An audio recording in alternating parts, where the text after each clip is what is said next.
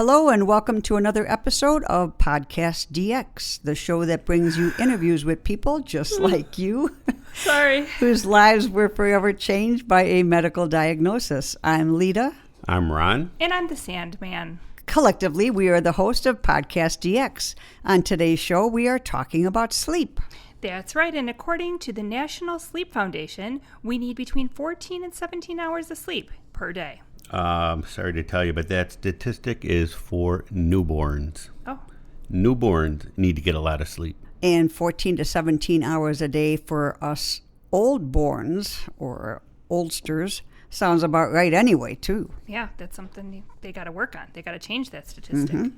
In addition to getting enough sleep in terms of hours spent sleeping, the quality of that sleep is extremely important. While you sleep, your body performs a number of necessary functions. Your brain goes through a self-cleaning cycle. Literally, it washes away built-up toxins and waste from between your cells. And our bodies also produce more white blood cells while we sleep. These cells go on to fight infection, and they beef up your immune system. Also, when we sleep, our blood pressure lowers, and our hearts can take a little bit of a break.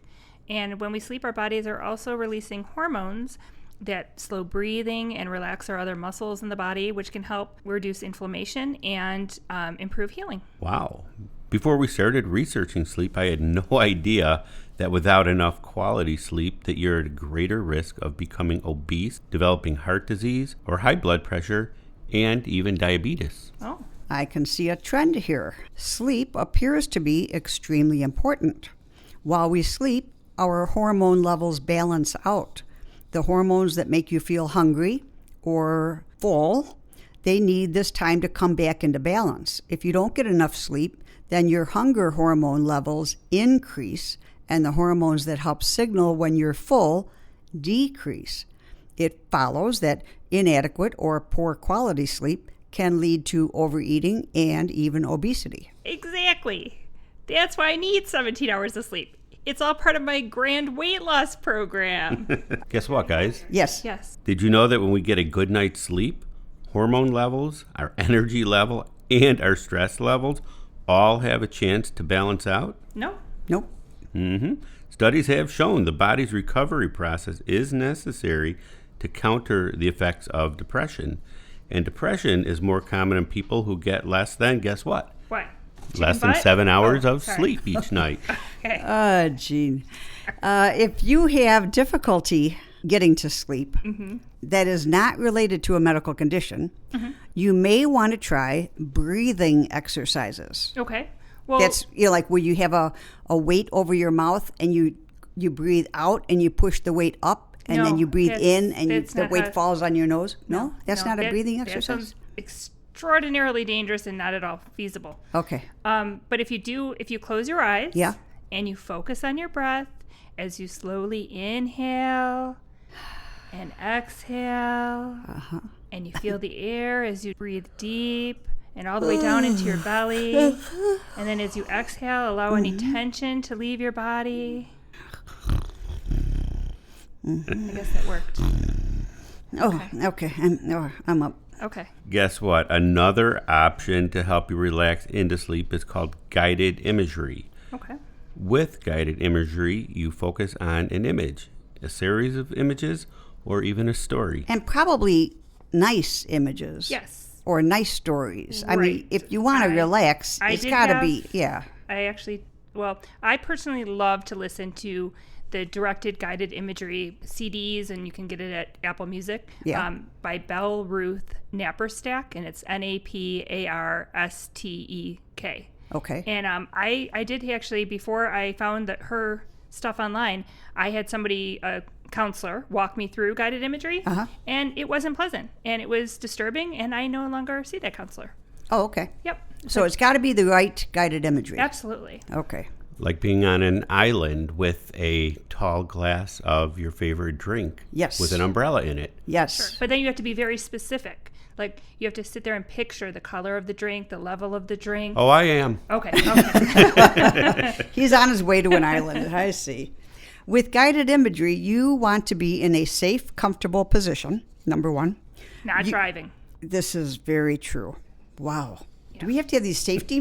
Do we have to put these safety things in here so that people don't sue us? Yes, it's all about not getting sued. Not while driving. No guided imagery while driving or operating heavy machinery. You can then close your eyes and mentally walk through a story or a memory which you find calming. Yeah, we're relaxing today. Sorry.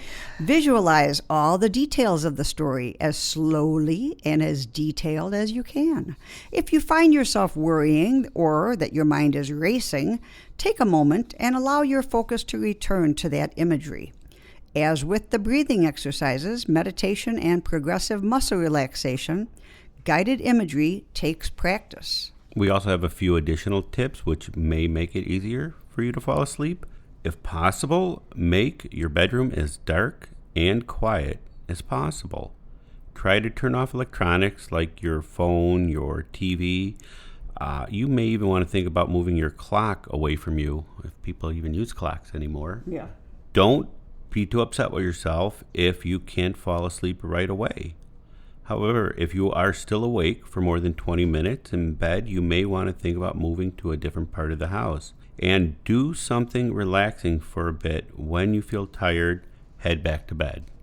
Good. Yeah, sounds like a good plan. Right. Another strategy for better sleep is to get some time in the sun during the day. Multiple studies have shown that getting at least 2 hours of sunlight or other bright light while you are awake can help your sleep quality. And keep in mind, however, that light exposure when you are awake during the day, although that has its benefits, light exposure at night is actually detrimental and will be working against you. True. So the light from electronic devices like smartphones, computers, other electronic screens, that's called blue light. To help negate the effects of blue light, you may want to use a filter on your electronic device or an application that reduces the amount of blue light emitted by your device. If you're a parent, you might want to suggest to your children to not use their phones, computers, electronic devices in bed when they're supposed to be sleeping. Good point. And studies have also shown that turning off any bright lights or your TV at least 2 hours before your bedtime can actually help you fall asleep faster as well. Oh, cool. And if you find that you're having difficulty getting to sleep, or that you're not waking up refreshed and you're tired during the day, it's probably a good idea to talk to your healthcare team. But one thing I remember somebody said once is, I don't know, correct me if I'm wrong, but before you go to bed at night, you should take a walk. Is that right? Well, exercise during the day has definitely been shown to help you fall asleep faster and to get a better quality night's Does it matter what time of the day you exercise? I don't think it matters. I thought it was like right after dinner or something. I know I see people walking around our neighborhood after dinner time. Okay. And I figure they probably have something going. I figure they probably just can't do that during the day when they're at work. Oh, didn't think of that. Okay. Could be a scheduling But problem. exercise during the day certainly can be helpful, and maybe a meditative or yoga practice before bed. Okay, so more, not like a heavy Quiet, exercise routine. Because I do know people that exercise late at night, and then they go home, and I don't know if they...